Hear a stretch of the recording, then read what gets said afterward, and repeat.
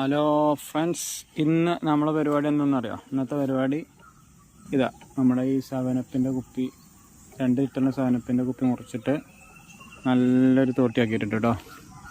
നമ്മൾ റോളറിലാണ് ഫിറ്റ് ചെയ്തിട്ടുള്ളത്.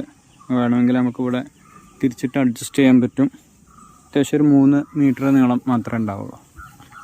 നമുക്ക് ജസ്റ്റ് ഒന്ന് ചെക്ക് ചെയ്ത് നോക്കാം.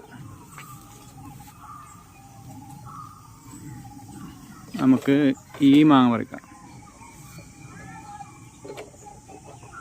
മാങ്ങ ചാടിയിട്ടുണ്ട്, വലിക്കുന്നു, കുടുങ്ങുന്നു. കണ്ടോ, ഇതാണ് നമ്മളെ മാംഗോ ട്രാപ്പ്.